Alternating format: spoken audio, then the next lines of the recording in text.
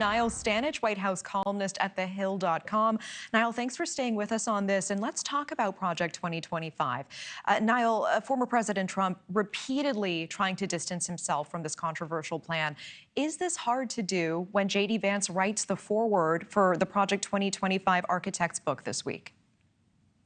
It is hard to do, and not only for that reason, but because there are so many people who have connections with former President Trump who are behind Project 2025. And in fact, the Heritage Foundation, the think tank that is primarily the driver behind Project 2025, has in recent years sort of remodeled itself from a more austere conservative intellectual think tank to a very pro-MAGA organization. So yes, I think it is difficult to completely distance oneself if one is Mr. Trump. Yeah, and Trump says he knows nothing about Project 2025. How important is it that he continues to distance himself from this? Where do voters stand regarding Project 2025, and where does his base stand?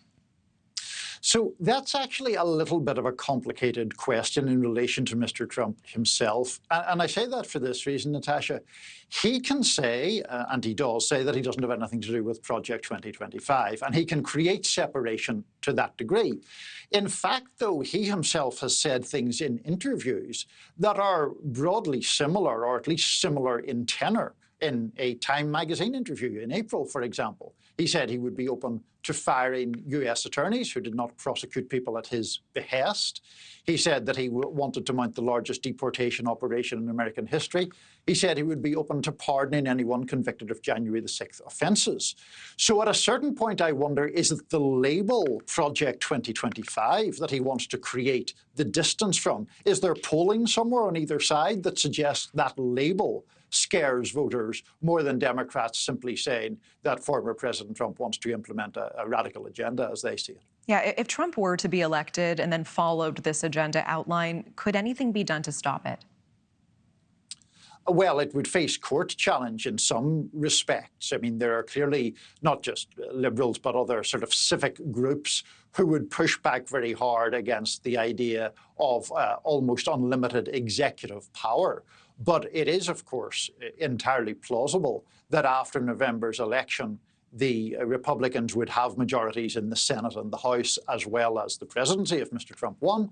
So obviously that in itself would create considerable momentum to enact some of these things. Niall, I do want to move quickly to the potential running mates for Kamala Harris, what Alina Shirazi was describing today. Is there a top two that are really standing out to you right now? I suppose Mark Kelly, the senator from Arizona, is one. Tim Walz, the governor of Minnesota, would be another, and Josh Shapiro. I know you said two, but I'll give you three. Josh Shapiro, the governor of Pennsylvania, would be, I think, completing the top three. Yeah, appreciate that. And Niall, before you go, President Biden expected to unveil a proposal tomorrow that would dramatically impact and reform the Supreme Court. And this is something that the president has long resisted calls to do. What are you tracking there? Why does this matter? Well, what we expect from the president is some recommendation to impose term limits on Supreme Court justices, to have an enforceable code of ethics, and to do something about the recent Supreme Court ruling that held that presidents could enjoy broad immunity from prosecution for any acts taken in office. We expect the president to propose changes in all of those respects.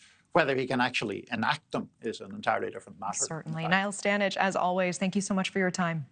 Thank you for watching. Go to newsnationnow.com to find NewsNation on your television provider. And don't forget to click the red subscribe button below to get more of NewsNation's fact-driven, unbiased coverage.